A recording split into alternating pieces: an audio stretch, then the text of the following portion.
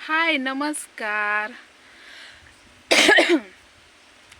तर आपला नवीन नवीन बंगला मस्तपैकी बघा. जार नवीन आणला. नवीन म्हणजे घरात शिल्लक होता ते काढला आणि जुना नाहीतर माणसा नवीन आहे. नवीन नाही खरंच आज जुनाच आहे. पण ती कुणाचा तर विसरून राहिला होता. मग त्यामुळं ती डेरा जुना काढला, त्याला फडकं बांधलं आणि ते मस्तपैकी असं गार पाणी. आणि हो का माझं काम फिम सगळं झालेलं आहे. बानूचं दूध बाई तापतंय तिथं. आणि बानूला आंघोळ फिंगोळ लवकरच घातली. गारच पाण्याने केलं कारण बॅलरमध्येच गरम पाणी होतं. गरम पाणी करायचीच गरज लागली नाही आणि गार गार पाणी जरा बरं वाटलं अंगाला. कारण काल एवढा गरम होत होतं का नाही, बानूची एवढी लाही होत होती का नाही जीवाची लईच.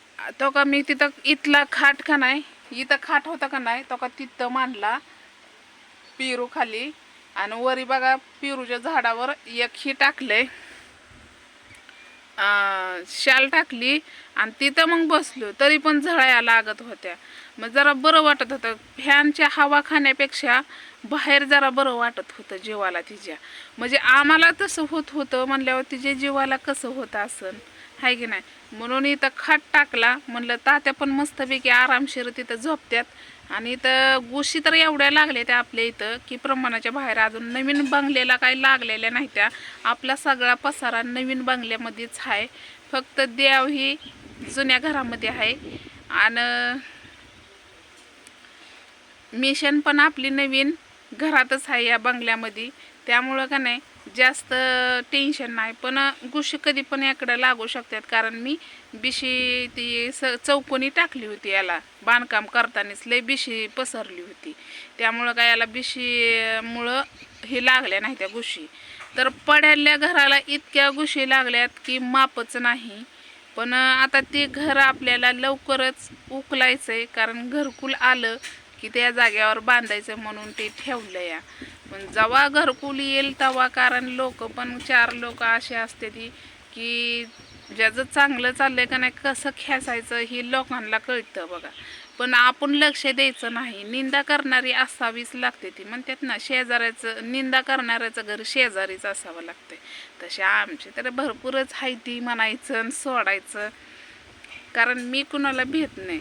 कारण आमच्या पाठीमागची एवढी निंदा करते ती शेजार पाजारी की त्याला माप नाही. कसं काय चाललंय आणि कसं 2 टाईम खाते ती. आमचं भागन आणि यांचं कसं भागतंय. अरे बाबा आम्ही कष्ट करतो तेव्हा खातो. 4 लोक आपल्यावर प्रेम करतात म्हणून मदत करतात. आणि सोशल मीडियावर हाय म्हणल्यावर लाच सोडूनच यावं लागते. कुणी काय बोलतं, कुणी कसं बोलतं. आता एक माझ्या कमेंट बॉक्स बंद आहे त्याला मला काय एवढं जमत नाही. आणि आपला हा मोबाईल पण जरा खराब झालेला आहे. त्यातला काय जास्त म्हणजे हँग होतोय.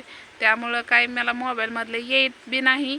जेवढं येत आहे तेवढं आपलं साधं सिंपल हेड्या असतात का. आपलं मला काय एडिट करता येतात का, टायटल टाका येतात का, पोस्टर टाका येतात का, लिहून टायटल टाका येतं काय येतंय मला बघा बरं. माझ्या हेड्यामध्ये एका तरी आहे का तसं. जुन्या हेड्यामध्ये तेवढं टाकलं होतं. म्हणजे ज्याला येतं त्यांनी टायटल ही टाकलं होतं. पण मला काहीच येत नाही. जसं आहे तसं हेड्यावर माझं लोकांना मनोरंजन आणि त्यांच्या काळजाला हात लागायसारखं आपलं हेडव असते. तर काय एका गरीब आईची माया, अपंग्या लेकराची आई, अपंग लेकरू. माझं ह्याच्या पड्याला काय असतंय. माझी 2 आईबाप आणि माझ्या 2 पोरी आणि मी एवढंच असतोय आम्ही. पण इकडलं वातावरण बघायला भारीच वाटतं. कारण फुलं म्हणत होते ताई फुलांचं झाड कसं काय लावलंय, आम्ही एवढं लावून नाही. हो का ही फुलाचं झाड आहे, वेल आहे वेल. मस्त अशी फुलं आहे ती लागते. आता तोडल्यात दीक्षेने फुलं तोडले ती. मस्तपैकी बाणूचं दूध तापले. हो का आता तिला दूध तापवायचंय, हे चारायचंय. आणि हो का मस्तपैकी बाणूबाई आपली फॅनच्या हवेला सकाळनं गार 10 वाजेपर्यंत गार हवा लागते. मस्त बाणू आपली खेळते. काल रेशन भेटलंय तेवढं तांदूळ आहेत त्या पोत्यात आणि तेवढं गहू आहेत. आता ती बाणूबाईसाठी लागतं. 2 महिन्यांनी तेवढं भेटलंय रेशनला. म्हणत होती काय राखेलच येणार आहे आमकच. कोणी काय बी म्हणतंय, कोणी काय बी म्हणतंय. पण जे येईन ती खरं म्हणायचं. आणि हो का तुम्हाला खोटं वाटत असं, काल तेवढी गजरं निघलं आणि आज एवढी गजरी निघली का, बघू शकता. मस्त वाटतंय का नाही? या साडीवर माझा लुक कसा वाटतंय तेवढं मला सांगायला विसरू नये. आता मी सहजच ठेवते जरा, कारण तुम्हाला हेड दाखवण्यासाठी.